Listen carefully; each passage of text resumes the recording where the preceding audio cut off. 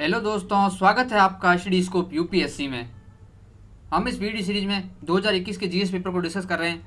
अभी तक हमने कुल 58 क्वेश्चन को कर लिया है। आज के इस वीडियो में हम आगे के कुछ प्रश्नों को देखेंगे। तो चलिए शुरू करते हैं। आज का पहला प्रश्न है, जलवायु अनुकूल कृषि क्लाइमेट स्मार्ट एग्रीकल्चर के लिए भारत की तैयारी के संदर्भ में निम्नलिखित कथनों पर विचार कीजिए। यहाँ पर 3 कथन दिए गए हैं, इनमें से कौन से सही है वो हमें यहाँ पर देखने हैं। सबसे पहले यहाँ पर वर्ड आया है जलवायु अनुकूल कृषि। अगर इस वर्ड को तोड़ें तो 3 वर्ड आते हैं इसमें।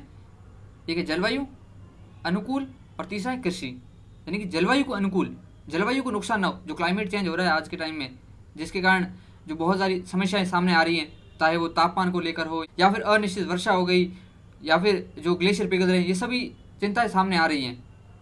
तो ऐसी कृषि की जाए जो क्या करे, जलवायु के अनुकूल हो, उसे बोलेंगे जलवायु अनुकूल कृषि। अब ये किस प्रकार से की जा सकती है? इसमें जो एनर्जी की बचत की जाए, मृदा जैसे जो संसाधन है उनको प्रदूषित होने से रोका जाए, उनमें जो यूरिया वगैरह का यूज़ बहुत कम किया जाए, साथ ही जो मृदा को, साथ ही जो एग्रीकल्चर है उसको सस्टेनेबल बनाया जाए। कल हमने पढ़ा था स्थायी कृषि, वो भी एक टाइप से जलवायु अनुकूल कृषि है। तो इसके लिए यहाँ पर 3 कथन आए जो हमें यहाँ देखने हैं। पहला कथन है, भारत में जलवायु स्मार्ट ग्राम क्लाइमेट स्मार्ट विलेज दृष्टिकोण अंतर्राष्ट्रीय अनुसंधान कार्यक्रम जलवायु परिवर्तन कृषि एवं खाद्य सुरक्षा द्वारा संचालित परियोजना का एक भाग है। यह पूछा गया है कि यह जो जलवायु स्मार्ट ग्राम है यह अंतर्राष्ट्रीय अनुसंधान कार्यक्रम का एक भाग है जिसे यह ऑर्गेनाइजेशन चला रहा है। दूसरा है, CCAFS परियोजना अंतर्राष्ट्रीय कृषि अनुसंधान हेतु परामर्शदात्री समूह CGIAR, ये एक ऑर्गेनाइजेशन और दूसरा आ गया के अधीन संचालित किया जाता है, जिसका मुख्यालय फ्रांस में है। यहाँ पर कहा गया है कि यहाँ पर जो CCAFS ऑर्गेनाइजेशन है क्या वह CGIAR के अधीन संचालित होता है। तीसरा कहते हैं, भारत में स्थित अंतर्राष्ट्रीय अर्धशुष्क उष्णकटिबंधीय फसल अनुसंधान संस्थान, यहाँ पर एक और ऑर्गेनाइजेशन आ गया जो कि क्या है, CGIAR के अनुसंधान केंद्रों में से एक है। तो यहाँ पर ये 3 कथन है जिसमें तीनों ऑर्गेनाइजेशन आए हैं। कौन से सही है वो हमें देखने हैं। यहाँ पर ये प्रश्न थोड़ा सा ट्रिकी है, इसमें अगर आपको पता होगा तभी आप इसको सही कर पाएंगे। ऐसे प्रश्नों में कोई लॉजिक काम नहीं करता है। अगर मैं इसको एग्जाम हॉल में करता तो मैं इस प्रश्न को छोड़ देता, क्योंकि यहाँ पर तीनों कथनों में क्या है, आपको इन्फॉर्मेशन मांग रहे हैं। अब अगर हाँ आप लॉजिक बता दें कि सोच सकते हो कि ये पर्यावरण से संबंधित ऑर्गेनाइजेशन है, तो क्या पता इसका भाग हो, ऐसा जरूरी नहीं है। पर्यावरण से संबंधित बहुत सारे ऑर्गेनाइजेशन है, क्या पता किसका हो जाए। इसलिए मैं अगर इसको एग्जाम में करता तो मैं इसको छोड़ देता, इसमें कोई लॉजिक काम नहीं कर रहा है। यहाँ पर जो तीनों कथन है वो तीनों कथन ही सही है। यानी कि जो पहला कथन है जलवायु स्मार्ट ग्राम जो दृष्टिकोण है वह अंतर्राष्ट्रीय अनुसंधान कार्यक्रम जिसे कौन चला रहा है, CCAFS, इसका एक भाग है। और दूसरा है जो CCAFS है वो CGIAR का अधीन एक संचालित संस्थान है। तीसरे कथन में जो लिखा हुआ है ICRISAT जो कि CGIAR के अनुसंधान है उसका ही एक केंद्र है। अब यहाँ पर देखिए, जलवायु स्मार्ट कृषि, जलवायु स्मार्ट कृषि जलवायु परिवर्तन के तहत सतत विकास को समर्थन देने और खाद्य सुरक्षा की रक्षा के लिए खाद्य और कृषि प्रणाली को बदलने का एक दृष्टिकोण है। इसके 3 स्तंभ है, क्या क्या है। एक तो कृषि उत्पादकता और आय में स्थायी वृद्धि करना, कृषि उत्पादकता बढ़े साथ ही साथ किसानों की आय भी बढ़े। दूसरा है जलवायु परिवर्तन के प्रति अनुकूलन और लचीलापन विकसित करना। तीसरा है जहां संभव हो ग्रीन हाउस गैस का उत्सर्जन कम से कम करना। किस प्रकार से किया जा सकता है इसको, कृषि वानिकी, टिकाऊ जल प्रबंधन और परिशुद्धता कृषि में सुधार, सभी CSS विचारों के कार्यान्वयन के ठोस उदाहरण है। क्लाइमेट स्मार्ट एग्रीकल्चर में क्या होगा, helps farmer build resilience to adapt climate change, किसानों को हेल्प करना ताकि जो जलवायु परिवर्तन हो रहा है उसको अडेप्ट कर सके। Sustainable increase agriculture production and incomes, सतत रूप से कृषि उत्पादन को भी बढ़ाया जाए और साथ ही साथ आय को भी बढ़ाया जाए। रिड्यूस ग्रीन हाउस गैस, जो अभी हमने ऊपर देखा, ये तीनों यहाँ पर लिखे हुए हैं। क्लाइमेट स्मार्ट एग्रीकल्चर में एनर्जी का स्मार्ट रूप से यूज किया जाता है, साथ ही साथ वेदर जो होता है, जो परिवर्तन हो रहा है जलवायु में, कभी वर्षा पहले हो रही है कभी लेट हो रहा है, उसको भी स्मार्टली हैंडल किया जाए। साथ ही में कार्बन का स्मार्ट रूप से उत्पादन हो ताकि कम से कम उत्पादन हो, और जल प्रबंधन भी इसका एक महत्वपूर्ण पहलू है। यहाँ पर प्रश्न में एक ऑर्गेनाइजेशन आया था जिसका नाम था अंतर्राष्ट्रीय अर्धशुष्क उष्णकटिबंधीय फसल अनुसंधान संस्थान, यानी कि ICRISAT। यह क्या है, एक गैर लाभकारी गैर राजनीतिक सार्वजनिक अंतर्राष्ट्रीय अनुसंधान संगठन है जो एशिया और उप सहारा अफ्रीका में विकास के लिए कृषि अनुसंधान करता है। अब जो ये संस्थान है इसकी स्थापना कब हुई थी, 1972 में। यह एक अंतर्राष्ट्रीय संगठन है जिसका मुख्यालय है, हेडक्वार्टर है कहाँ पर, हैदराबाद में, भारत के अंदर इसका मुख्यालय है। इसका पेरेंट ऑर्गेनाइजेशन कौन है, अभी देखा था जो CGIAR इसका पेरेंट ऑर्गेनाइजेशन है। साथ ही में जो ICRISAT का जो चार्टर है उसको साइन कर रखा है FAO और UNDP ने। इसके 2 क्षेत्रीय कार्यालय भी हैं, कहाँ पर, एक नैरोबी के अंदर, दूसरा है बुमाको के अंदर। एक और ऑर्गेनाइजेशन का भी नाम आया है CGIAR, यानी कि कृषि अनुसंधान हेतु परामर्शदात्री समूह। यह जो संगठन है CGIAR, इसकी स्थापना हुई थी 1971 में। यह ग्लोबल पार्टनरशिप है जो खाद्य सुरक्षा पर क्या करती है, रिसर्च वगैरह करती है। और इसी के दिन कौन काम करता है, ICR, ISAT, और जो दूसरा आया था कौन सा, CCAFS। अब CCAFS के बारे में देख लेते हैं, जिसका हेडक्वार्टर कहाँ है, फ्रांस में है, और यह जलवायु स्मार्ट कृषि है उसको बढ़ावा देने के लिए काम करता है। और जो CCAFS है, इसने 2012 के अंदर जो जलवायु स्मार्ट कृषि है उसकी शुरुआत की थी। तो यहाँ पर हमने जो भी ऑर्गेनाइजेशन आए हैं उन सभी के बारे में देख लिया, साथ ही जलवायु स्मार्ट कृषि होती है उसके बारे में भी देख लिया। चलते हैं प्रश्न पर। अगला प्रश्न है यहाँ पर, जिसको हम पहले डिस्कस कर भी चुके हैं, 2020 या 14 के पेपर में हमने डिस्कस किया था इसको अच्छे से, और वहाँ पर बहुत ही विस्तार से देखा था। यहाँ पर पूछा गया पत्ती कूड़ा किसी अन्य जीवों की तुलना में तेजी से विकसित होता है। यहाँ पर इसकी विशेषताएं दे रखी है, यहाँ पर जो जीवों दे रखे इनकी विशेषताएं। पहली बात कही है, पत्ती कूड़ा किसी अन्य जीवों की तुलना में तेजी से विकसित होता है, जिसके कारण मिट्टी की सतह प्रायः अनावृत होती है। पेड़ों के अतिरिक्त वन में विविध प्रकार के पौधे होते हैं जो आरोहण के द्वारा या अधिपादप के रूप में पनपकर पेड़ों के शीर्ष तक पहुंचकर प्रतिष्ठित होते हैं और पेड़ों की ऊपरी शाखाओं में जड़ें जमाते हैं। यह किसका सबसे अधिक सटीक विवरण है। यहाँ पर 4 बायोम के नाम दे रखे हैं, इनमें से कौन सा यहाँ पर विशेषता दे रखी है इसको सटीक रूप से निरूपित करता है। तो हमने PYQ में डिस्कस कर रखा है इसके बारे में अच्छे से। इसका आंसर है उष्णकटिबंधीय वर्षावन। यहाँ पर बात की गई है अधिपादप की, एपीफाइट की। एपीफाइट कौन से होते हैं, जो ऐसे पादप होते हैं जो पौधों पर उगते हैं। जैसे ये पौधा है, यहाँ पर पौधे की शाखा है, इसके ऊपर कोई दूसरा पादप उग रहा है, उसे बोलते हैं एपीफाइट। हमने वहाँ पर डिस्कस भी किया था एपीफाइट के बारे में, तो यहाँ पर सीधा एपीफाइट देख के हम इसका आंसर कर सकते हैं। बाकी इसकी जो विशेषता है उसको हम आगे विस्तार से देखते हैं। यहाँ पर देखिए ये लिख रखी है उष्णकटिबंधीय वर्षावन की विशेषताएं। किसी भी अन्य बायोम की तुलना में पत्तियों का कूड़ा तेजी से विकसित होता है। क्यों होता है, उष्णकटिबंधीय वर्षावनों में वर्ष भर गर्म तापमान और उच्च आर्द्रता रहती है, जो कार्बनिक पदार्थों के तीव्र अपघटन के लिए आदर्श परिस्थितियां पैदा करती हैं। दूसरा है, लगातार गर्मी और नमी के कारण सूक्ष्म जीवों की सक्रियता अधिक होती है, जिसके परिणाम स्वरूप पोषक चक्र तेज होता है। यहाँ पर क्या है, सूक्ष्म जीव बहुत ज्यादा है, जिसके कारण अपघटन भी तेजी से होता है। और अपघटन हो गया, वहां पर ह्यूमस बन गया, मृदा मिल गई पोषक तत्व, लेकिन यहाँ पर क्या है, पादप बहुत ज्यादा है, तो वहां पर कॉम्पिटिशन होता है, तो जो खनिज तत्व होते हैं उनका शोषण भी जल्दी से कर लिया जाता है। इससे यह स्पष्ट होता है कि क्यों मिट्टी की सतह प्रायः लगभग नंगी रहती है। विघटित पदार्थों से पोषक तत्व पौधों द्वारा शीघ्रता से अवशोषित कर लिए जाते हैं, जिससे बहुत कम कूड़ा कचरा जमा होता है। वनस्पति मुख्य रूप से उन पौधों के रूपों में बनी होती है जो पेड़ों पर चढ़कर या एपीफाइट्स के रूप में विकसित होकर छतर तक पहुंचते हैं। यहाँ पर एपीफाइट की जरूरत क्यों पड़ती है, क्योंकि जमीन पर क्या है, सूर्य का प्रकाश पहुंच नहीं पाता है, इसलिए पौधे जो एपीफाइट के माध्यम से अपनी जो शुरुआत करते हैं। उष्णकटिबंधीय वर्षावनों में सूर्य के प्रकाश के लिए तीव्र प्रतिस्पर्धा के कारण कई पौधे चढ़ने वाली या अधिपादप रणनीति अपनाते हैं।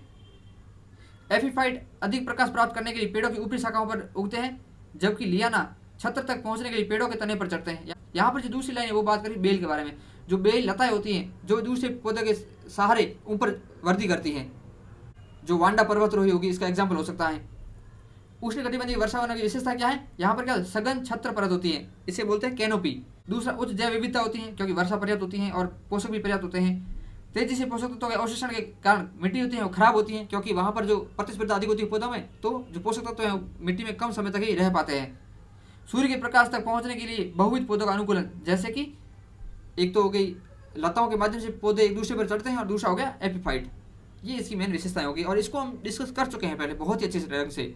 यहाँ पर हम वापस बस रिपीट कर रहे हैं। मैं डिस्कस करना तो नहीं चाहता था, लेकिन जो नए व्यूअर हैं उनको पता चल जाए। शंकुधारी वन है, इनको बोलते हैं बोरियल वन भी या टैगा वन। यहाँ पर शुष्क पर्णपाती वन है। शुष्क पर्णपाती वन भारत में कहाँ है, MP, गुजरात, आंध्र प्रदेश, कर्नाटक और तमिलनाडु। 70 से 100 सेंटीमीटर की जहाँ वर्षा होती है वहाँ पर ये पाए जाते हैं। इनके एग्जाम्पल क्या हो सकते हैं, तेंदू, पलास, अमलतास, बेल, खैर, ये सब इसके एग्जाम्पल हैं। और जो गरान या मैग्रोव वन है वो कहाँ पर होते हैं, जहाँ पर तटीय इलाके होते हैं। भारत के अंदर विश्व के 7% मैग्रोव है, और सुंदरवन जो मैग्रोव है वो सबसे बड़ा ज्वारी वन है। चलते हैं अगले प्रश्न पर। अगला प्रश्न है, यह भी सेम टू सेम 2014 में पूछा था, एकदम सेम टू सेम रिपीट हो रखा है। यह 2014 में आया था, 2021 में आया और 2023 में भी आएगा। देख लीजिए UPSC में कितने ज़्यादा PYQ रिपीट होते हैं। अभी हमने पिछला प्रश्न डिस्कस किया, वो भी एकदम रिपीट हो रखा है, और यह 61 क्वेश्चन भी रिपीट हो रखा है। यहाँ पर कहा गया है, सवाना की वनस्पति में बिखरे हुए छोटे वृक्षों के साथ घास के मैदान होते हैं, किंतु विस्तृत क्षेत्र में कोई वृक्ष नहीं होते हैं। ऐसे क्षेत्रों में वन विकास सामान्यतः एक या एकाधिक या कुछ परिस्थितियों के संयोजन के द्वारा नियंत्रित होता है। ऐसी परिस्थितियां निम्नलिखित में से कौन सी है। यहाँ पर कहा गया है कि सवाना क्षेत्र है, वहां पर वन क्यों नहीं उगते हैं, बस वहाँ पर जो घास के मैदान होते हैं, लेकिन वन क्यों नहीं पनप पाते हैं? इनमें से कौन से कारण हैं जो यहाँ पर वन पनपने से रोकते हैं, वो हमें यहाँ पर बताने हैं। तो हम पहले भी इसको डिस्कस कर चुके हैं कि यहाँ पर क्या होते हैं, सवाना क्षेत्र है, यहाँ पर आग बहुत लगती है। दूसरा, यहाँ पर वर्षा कम होती है। और तीसरा, यहाँ पर जो है चरने वाले पशु ज़्यादा पाए जाते हैं, जैसे जिराफ हो गया, जेब्रा हो गया। ये क्या करते हैं, जो पादप उगते हैं उनको खा जाते हैं, तो उगेगा कैसे? इसलिए यहाँ पर इसका आंसर होता है सी, यानी कि अग्नि, चरने वाले तृणभक्षी प्राणी और मौसमी वर्षा, जिसके कारण यहाँ पर है जो वन नहीं लग पाते हैं। ये हम पहले डिस्कस कर चुके हैं और रिपीट हो रखा है, एकदम सेम टू सेम क्वेश्चन ये हम पहले डिस्कस कर चुके हैं, तो अब इसको हम यहाँ पर डिस्कस नहीं करेंगे। चलते हैं अगले प्रश्न पर। अगला प्रश्न है, पृथ्वी ग्रह पर जल के संदर्भ में निम्नलिखित कथनों पर विचार कीजिए। यह सेम प्रश्न पहले आ चुका है, हमने डिस्कस किया था कि कहाँ पर कि पृथ्वी पर जल का वितरण किस प्रकार से है। सबसे अधिक जल है वो समुद्र में पाया जाता है, फिर जो बर्फ छत्रक है वहाँ पर पाया जाता है। इस प्रकार से हम डिस्कस कर चुके हैं। यह भी प्रश्न वापस सेम टू सेम रिपीट हो रखा है, देख लीजिए 3 प्रश्न सेम टू सेम वापस रिपीट हो रखे हैं। यहाँ पर देखिए, ये रहा जल का वितरण, सबसे अधिक कहाँ है, ओशन में, फिर है आइस कैप, फिर है भूमिगत जल, फिर आ जाती है झीलें, उसके बाद इनलैंड सी या सॉल्ट लेक्स आ जाती हैं, फिर वातावरण में आ जाता है और फिर नदियों में पाया जाता है जल। ये एनसीईआरटी में सारणी ऐसी कैसी बनी रखी है, उसको आपको रट लेना है। तो यहाँ पर कहा गया है नदियों और झीलों में जल की मात्रा भूजल की मात्रा से अधिक है। अभी देखा था भूजल में मात्रा है वो इनसे ज़्यादा पाई जाती है, इसलिए पहला कथन हो जाता है गलत। दूसरा है ध्रुवीय हिमछद और हिमनदों में जल की मात्रा भूजल की मात्रा से अधिक है। अभी हमने देखा था अगर सबसे अधिक मीठा जल है वो कहाँ पर है, वो हिमनद के रूप में ही है, इसलिए दूसरा कथन हो जाता है सही आंसर है बी। चलते हैं अगले प्रश्न पर। अगला प्रश्न है, निम्नलिखित कथनों पर विचार कीजिए। यहाँ पर 5 कथन दिए गए, इनमें से कौन से सही वो हमें देखने हैं। इसमें थोड़ा सा लॉजिक लग सकता है, वो हम देखते हैं अभी। पहला कथन देखिए, मोरिंगा एक फलीदार सदाबहारी वृक्ष है। दूसरा, इमली का पेड़ दक्षिण एशिया का स्थानिक वृक्ष है। तीसरा है, भारत में अधिकांश इमली लघु वनोत्पाद के रूप में संग्रहित की जाती है। चौथा है, भारत इमली और मोरिंगा के बीज निर्यात करता है। पांचवा है, मोरिंगा और इमली के बीजों का उपयोग जैव ईंधन के उत्पादन में किया जा सकता है। यहाँ पर 5 कथन है। यहाँ पर मोरिंगा और इमली के बीज क्या है, जैविक पदार्थ है, तो इनका उपयोग जैव ईंधन के उत्पादन में किया जा ही सकता है। यहाँ पर कैन का यूज हो रखा है, यानी कि किया जा सकता है। तो 5 कथन तो सही है ही है, इसलिए जहां पर 5 नहीं उसको आप एलिमिनेट कर दीजिए। अब सी तो नहीं होगा आंसर। अब चौथा कथन देखिए आप, भारत इमली और मोरिंगा के बीज निर्यात करते हैं। भारत में इमली बहुत ज़्यादा पाई जाती है। कैसे पता हमारे को, हम जब पढ़ते हैं, क्या पढ़ते हैं बचपन में, वर्णमाला, जिसमें बोलते हैं ई से इमली, अ से अनार, आ से आम।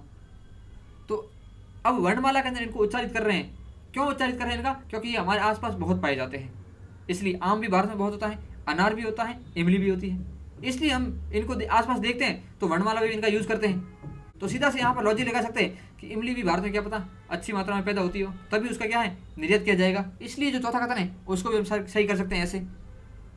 तो चौथा कथन सही है, इसलिए हमारा जो डी है वो ऑप्शन एलिमेंट हो जाता है। अब बचता है ए और बी।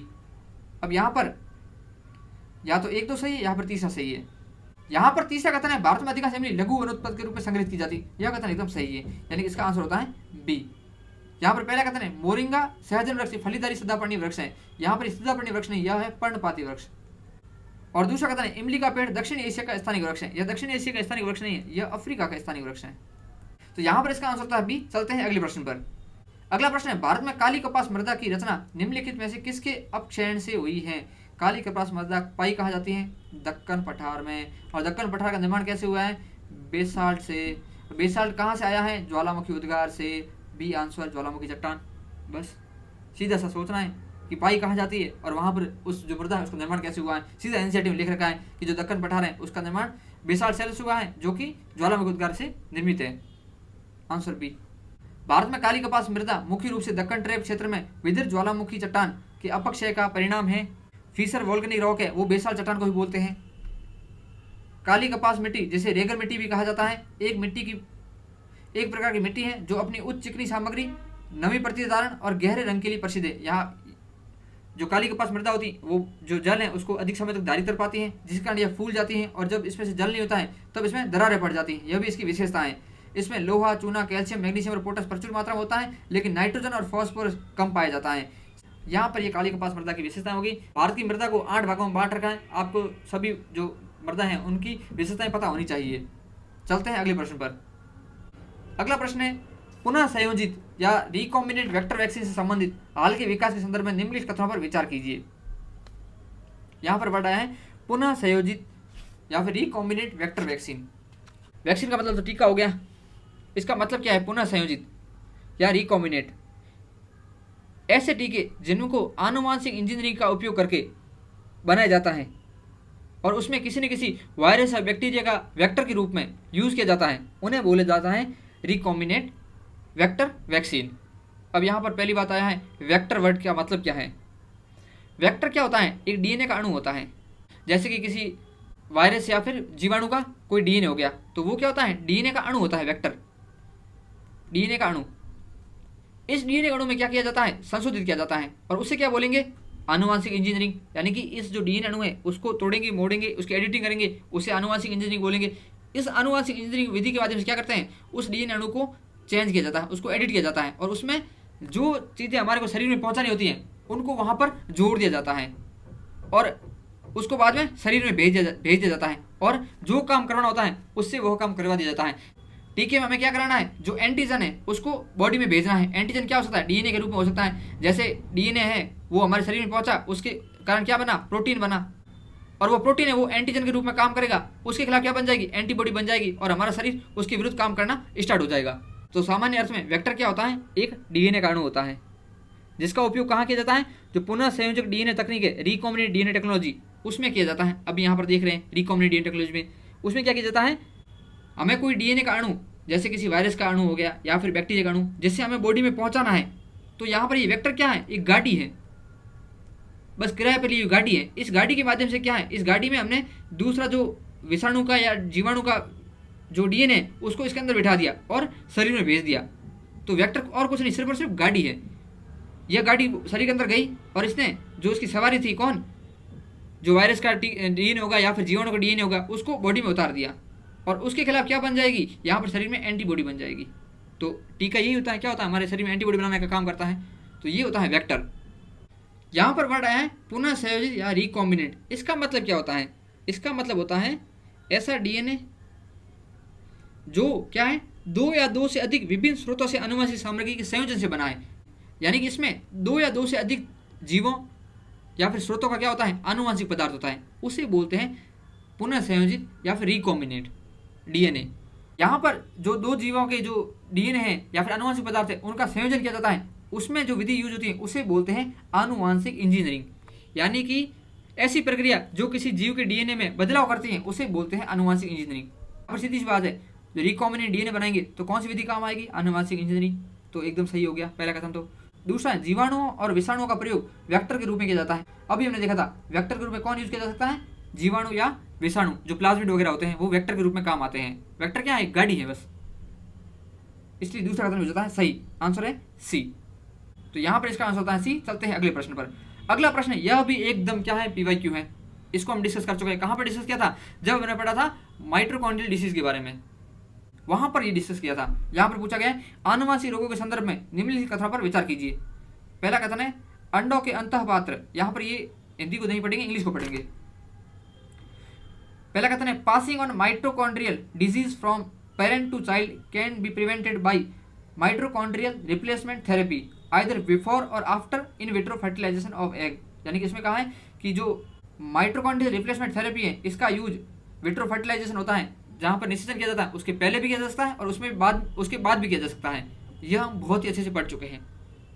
हमने पढ़ा था कि जो एमआरटी होती है माइटोकॉन्ड्रियल रिप्लेसमेंट थेरेपी, ये दो प्रकार की होती है।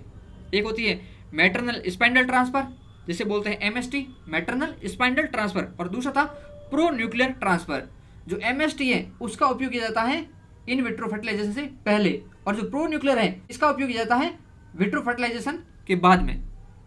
ये दो विधियां हैं, इसके बारे में हम पहले अच्छे से पढ़ चुके हैं। आपको मैं इमेज बताता हूँ जिससे आपको याद आ जाए। ये हमने डिस्कस किया था, ये आपको पीपीटी याद आ रही होगी। अब ये यहाँ पर देखिए होता क्या है, सूत्रकणिका रोग या माइटोकॉन्ड्रियल डिजीज होता क्या है कि जो माता होती है उसमें जो माइटोकॉन्ड्रिया होता है उसमें माइटोकॉन्ड्रिया का अलग से डीएनए होता है।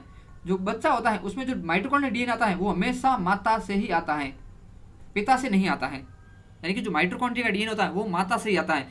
कभी कभी होता क्या है, जो माता का माइटोकॉन्ड्रिया होता है वो अस्वस्थ होता है, जिसके कारण जो बच्चे में जो माइटोकॉन्ड्रिया होता है वह भी अस्वस्थ ही होता है। और माइटोकॉन्ड्रिया का काम क्या है? एनर्जी उत्पादन का, ऊर्जा निर्माण का काम करता है, एटीपी निर्माण का काम करता है। अब जो माइटोकॉन्ड्रिया वही अस्वस्थ है तो बच्चा है वो बीमार रहेगा। तो अब इस जो अस्वस्थ जो माइटोकॉन्ड्रिया है इसको हटाना है और इसकी जगह क्या लेकर आना है, स्वस्थ डीएनए लेकर आना है। उसके लिए दो विधियां हैं, कौन सी अभी हमने डिस्कस की थी, एक है एमएसटी और एक है प्रो न्यूक्लियर ट्रांसफर। यहाँ पर देखिए ये जो मदर का एग है जिसमें जो माइटोकॉन्ड्रिया है वो डिफेक्टिव है, और यहाँ पर जो डोनर का एग है इसमें जो है माइटोकॉन्ड्रिया वो हेल्दी है। यहाँ पर क्या किया जाता है, जो माता का अंडा है उसके अंदर जो न्यूक्लियस होता है उसको जो डोनर एग होता है जिसका माइटोकॉन्ड्रिया स्वस्थ होता है उसमें चेंज कर दिया जाता है, और इसके साथ क्या किया जाता है, जो पिता है उसके शुक्राणु का निषेचन किया जाता है, जिसके कारण क्या बनता है, जाइगोट बनता है। यहाँ पर देखिए जो डीएनए के गुण है वो किसके आए हैं, माता के आए हैं, लेकिन जो माइटोकॉन्ड्रिया का डीएनए है वो किसी डोनर एग से आया है। यहाँ पर जो माइटोकॉन्ड्रिया होगा वो स्वस्थ होगा। और यहाँ पर ये ट्रांसफर करने की दो विधियां हैं, एक है मैटरनल स्पेंडल ट्रांसफर और एक है प्रो न्यूक्लियर ट्रांसफर, जिसको हम पहले डिस्कस कर भी चुके हैं। और यहाँ पर इसे बोलते हैं 3 पेरेंट बेबी, क्योंकि यहाँ पर कितने पेरेंट इनके, 3 हो गए। तो यहाँ पर जो पहला प्रश्न पूछा गया था वो तो सही हो गया। दूसरा है किसी संतान में सूत्रकणिका रोग अनुवांशिक रूप से पूर्णतः माता से जाता है न कि पिता से। अभी हमने देखा था जो माइटोकॉन्ड्रियल डीएनए होता है वो किससे आता है, माता से आता है, इसलिए दूसरा कथन होता है सही, आंसर होता है सी। तो आज हमने कुल प्रश्न डिस्कस किए 8। आज के हमारे इस वीडियो में इतना ही, मिलते हैं कल, तब तक के लिए जय हिंद जय भारत।